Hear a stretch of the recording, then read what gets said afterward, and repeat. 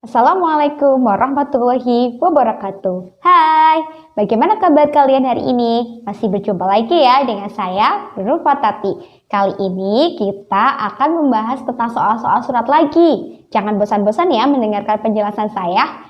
Nah, kira-kira apa pembahasan hari ini? Yaitu tentang pembahasan dan latihan soal kaidah kebahasaan surat pribadi maupun surat dinas. Simak penjelasan berikut ini ya.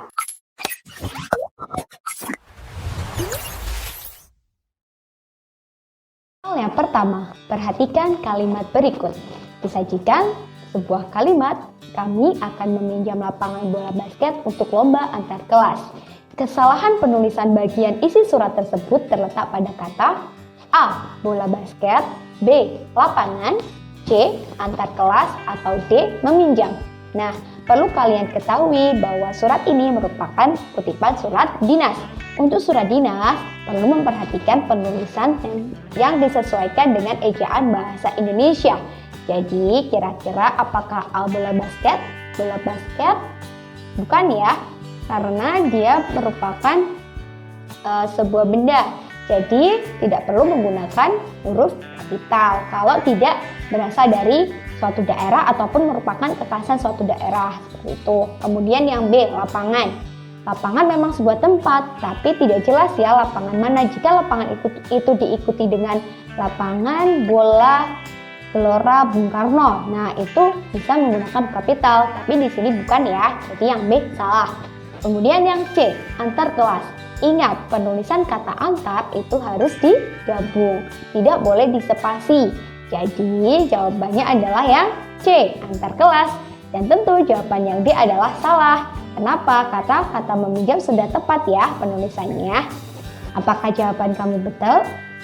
Soal nomor 2. Perhatikan kutipan surat berikut. Disajikan sebuah ilustrasi kutipan surat dinas yang tujuannya untuk mengundang seseorang berpartisipasi dalam rapat pembentukan panitia lomba kebersihan yang diselenggarakan hari Sabtu 23 Juli 2020. Nah, pertanyaannya adalah kata Anda pada kutipan surat tersebut termasuk kata ganti? Apakah A. Orang pertama jamak, ataukah B. Orang pertama tunggal, atau C. Orang kedua tunggal, ataukah D. Orang kedua jamak?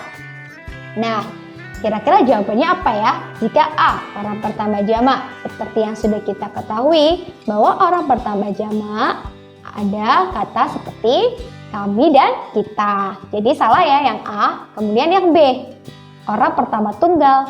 Yang jelas ada kata apa? Aku dan saya. Jadi salah ya. Kalau yang C, orang kedua tunggal. Ya betul, ada Anda dan kamu. Kalau yang D, orang kedua jamak, salah ya. Seperti yang sudah kita ketahui pada materi sebelumnya. Nah, jadi jawabannya ya C. Lanjut ke pertanyaan nomor 3. Nah, nomor 3 ini yang ditanyakan adalah penulisan tempat tanggal surat yang benar adalah. Nah, tentu kita harus berpedoman pada ejaan bahasa Indonesia lagi ya. Kalau yang A, Banyuwangi 21 Mei 2020. Atau yang B, Kalibiru 1 Juli 2020. Atau yang C, Tegal Belimo 27 Mei 2020. Ataukah D, Wongsorejo 10 Agustus 2020. Kita lihat bersama-sama ya. Yang A jelas bukan. Karena jika setelah kata tempat itu harus diikuti tanda koma, berarti yang A salah.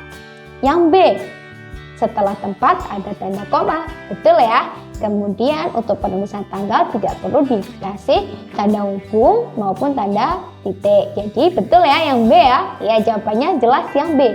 Lalu kenapa yang C salah? Karena pada penulisan tanggal 27 Mei 2020 dibubuhi tanda hubung strip kecil. Jadi itu salah ya.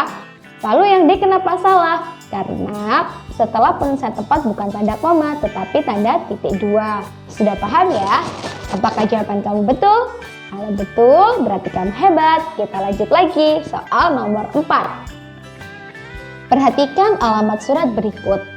Nah, di sana sudah ada tulisan sebuah alamat surat yang akan dikirimi surat ya tentunya, yaitu YTH IR Ferdi Zakaria SPD, Jalan Mahoni nomor 22 di Indramayu.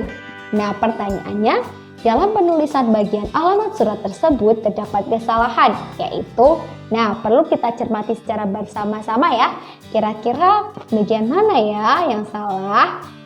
Apakah yang A, penulisan singkatan YTH titik seharusnya yang terhormat titik? Ataukah B, penulisan jalan seharusnya JLN titik? Ataukah yang C, penggunaan gelar seharusnya tanpa gelar? Ataukah yang D, penggunaan kata depan di?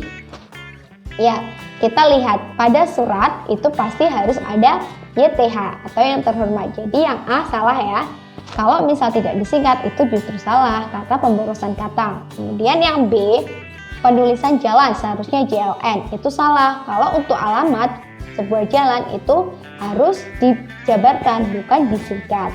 Ataukah yang C, penggunaan gelar, tidak masalah ya, pada alamat surat yang dituju gelar dicantumkan dan pun tulisannya setelah tanda koma ada spasi dan S titik P kapital D kecil titik, itu betul ya. Kemudian yang D, penggunaan kata depan di. Nah, jawabannya yang salah adalah yang D, penggunaan atau penulisan bagian alamat surat yang salah itu yang D, penggunaan kata depan di. Kenapa? Karena tanpa kata di pun sudah menunjukkan suatu tempat. Untuk alasan lebih jelasnya, kalian bisa membuka Kamus Besar Bahasa Indonesia. Kenapa di tidak boleh di awal paragraf? Gitu ya. Apakah jawaban kamu betul? Nah, kalau memang betul, kita lanjut lagi. Satu soal terakhir. Penulisan kepala surat yang benar adalah apakah yang A, atau yang B, atau C, atau D. Nah, kita simak. Untuk penulisan kepala surat atau kop surat dalam surat dinas itu adalah organisasi yang mengirim terlebih dahulu, baru yayasan yang menaungi, kemudian penulisannya pun tidak boleh disingkat. Nah, dari opsi A, B, C, atau D, yang tepat adalah yang, ya sudah terlihat ya, yang D. Nah, kenapa yang A salah? Karena dia yayasan dulu, bukan lembaga pengirim dulu. Kemudian JLN itu jalan, harusnya bukan disingkat seperti itu salah ya. Kemudian yang B sama, itu JL, jalan juga disingkat JL, itu salah. Kemudian yang C tidak disingkat jalannya, tetapi gelar insinyur IR itu disingkat, jangan salah. Pun yang pertama kali ditulis itu bukan lembaganya yang mengirim, tetapi yayasan yang menaungi. Kemudian yang betul yang D, organisasi siswa itu sekolah, sebuah lembaga yang mengirim dulu atau mengadakan sebuah acara, kemudian yayasan yang menaungi baru ditulis jalan IR titik Supomo, telepon 0271361703. Nah, dari 5 soal itu apakah kalian masih bingung? Ataukah kalian menjawab dengan semuanya benar? Jika menjawab semuanya benar, kalian sangat hebat. Berarti kalian memperhatikan dengan betul dan dengan seksama bagaimana penjelasan terkait kaidah kebahasaan surat pribadi maupun surat dinas. Baiklah, apakah kalian sudah sangat memahami dan sangat mengerti tentang pembahasan dan latihan soal kaidah kebahasaan surat pribadi maupun surat dinas? Jika masih ada pertanyaan, silahkan komentar di bawah ini. Dan jika kalian rasa video ini bermanfaat, silahkan share ke teman-teman kalian ya.